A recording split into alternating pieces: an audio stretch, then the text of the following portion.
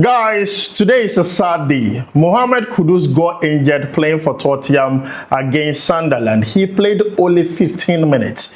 We are in 2026. This is Tottenham's first home game in the English Premier League in this year. I was expecting Mohammed Kudus to fire, to score goals, to provide assists. In fact, as part of my New Year's resolution, I added, God, let Mohammed Kudus shine this year. Let him score goals. And today, I had high expectation because I had a feeling that this is the game. This is the game Mohammed Kudus is going to shine.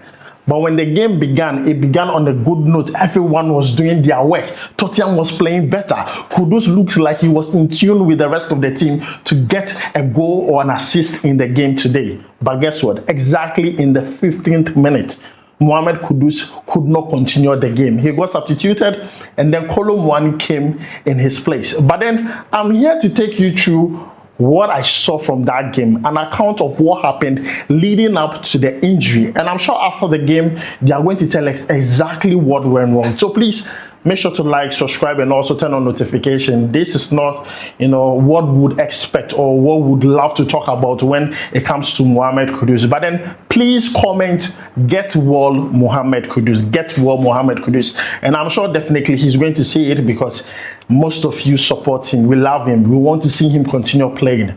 But then let me see the comment. Get well Mohammed Kudus. Now quickly, let's jump into it. Look, when the game started, I kind of liked how Tottenham approached the game in the early minutes. They were pressing so well. It was well coordinated and I liked it a lot. First of all, a lot of people were complaining about the starting lineup, but I kind of liked it because it had more attacking intent. You understand? Kudus was in there, Richarlison, Odibet, Matistel, more attacking intent in the game. So I liked it for Tottenham, the way they approached this game. So in the first 10 minutes, everything was good. Now let me take you through the account of what happened. Now exactly in the 10 minutes 51 seconds, Benteke won a ball in the opposition's half, that is Sunderland's half, and then passed the ball to Mohammed Kudus. Please follow what I'm trying to say. I'm going to tell you how the whole thing exactly happened. Now, Mohammed Kudus got the ball exactly in 10th minute, 54th second. Now, let's continue. Then Mohammed Kudus got dispossessed from that ball by a Sunderland player. In that moment, I was like, Kudus, what are you doing? I was even in my heart, I was like, Kudus, this one, dear, you yourself, you did not do well. Because that ball, you were in a very good position to either pass the ball or probably shoot from outside the 18-yard box. You could have done better with the ball. But then immediately he was dispossessed of the ball. Take a look at what Mohammed Kudus did. He was holding his thigh. You could see he felt something. So he was holding his thigh. Immediately, you could see the time, 10 minutes, 57 seconds. So he was holding his thigh. Then if you notice, fast forward to 15 minutes, 49 seconds, Mohammed Kudus could not probably walk again. So he sat on the floor. As at that time, the ball had gone out for a throw. So he was already sitting on the pitch. He couldn't walk. And then they called the physios to come in. Now, the referee was talking to Mohammed Kudus and asking him, are you okay? What is wrong with you? Should we call the physios? And Kudus was like, yeah, call the physios. So they were having that small chat. The players were also around him.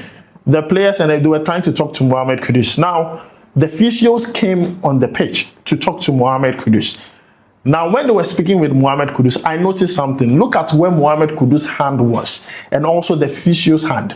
They were trying to check what actually was wrong with his thigh. So they were trying to press it. I don't know what they were trying to do, but you could see they were examining something.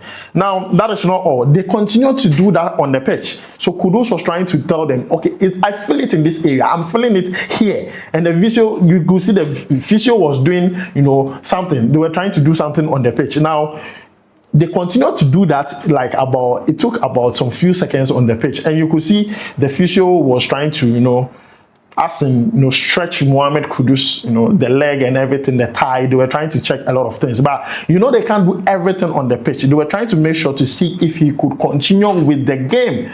But Kudus, you could see he couldn't continue. And he had to tell them, you know what, I can't continue with the game. So if you notice, in the 17 minutes 30 seconds, Mohammed Kudus was walked off the pitch. Now, one thing I like about this, or one thing I'm happy about, is that he was not on a stretcher. You understand? He walked off himself. That alone, I'm happy about. So at least he could be examined later. So he walked off, and then Kolo Muani came in. So guys, pretty much that is what happened. I think whatever happened to him, or how he got dispossessed of the ball in that 10th minute, affected him exactly in the 15th minute, 5 minutes later. That is based on what I saw. That is why I'm doing it picture by picture by picture. I can't bring you the video, but when it's being played, you will notice how the whole thing unfolded. But I'm sure after the game, the coach will give us reasons to why all that happened. Now, Tottenham looked to be playing better already. You understand? When Mohammed Kudus was in the game. Now, when Mohammed Kudus even, got substituted out, they continued to play better. And in fact, they had a goal immediately he was, out of the game. I know people are going to do their own agenda, but I'm fine. But the thing is, I'm happy when he was able to walk off. But then, one thing I'm going to say is, immediately Brennan Johnson left Tottenham to Crystal Palace, Mohammed Kudus gets injured. Now, would you say this is bad management on the part of the coach, Thomas Frank? Because I think so. If Brennan Johnson was around, then you will know you have an able replacement for Mohammed Kudus. Injuries are part of football. You can't negate it. They are inevitable. It is a contact sport, so injuries are part of football. Now, the thing is, Mohammed Kudus have been overplayed, overused, and there is fatigue. The muscle tissues would surely get tired. Kudus is playing every single game, and he plays more than 70 minutes. Sometimes he plays until 80 minutes. You understand? Almost every single game. And you could see that his last round of matches, about last 3, 4, 5 matches, have not really gone the way people would expect it to. You understand? This is all due to fatigue. You could see that the fatigue was setting in heavily. You understand? But I just hope that it's nothing serious, because as much as I want to see him play for Tottenham, behind the World Cup year, he is the star boy. We want him to get well soon. We don't want anything. We want to be hearing 3 months or 4 months. It won't happen. God forbid. It won't happen. We want to hear, oh, okay, he will be back in the next game. Simple. Or he will be back in 2 weeks' time. Simple. You understand my point? Because we don't want him to lose too many games. He needs to have that fitness for the World Cup. And once again, I'm blaming Thomas Frank for the way he managed Mohammed Kudus since he arrived at the club. I mean, Kudus every day. Some games are there. No, I feel like if Kudus plays, maybe 65 minutes not enough. Especially if you feel like this game is done and dusted. Some games are there, let Kudus come off the bench. You understand? Try other players. That is why Brennan Johnson left. Meanwhile, Brennan Johnson last season was Tottenham's highest goal scorer. You understand? I feel like the management in the team really did not go well. But Kudus remains our star boy, and we want the best for him. And I pray, inshallah, everything will be okay.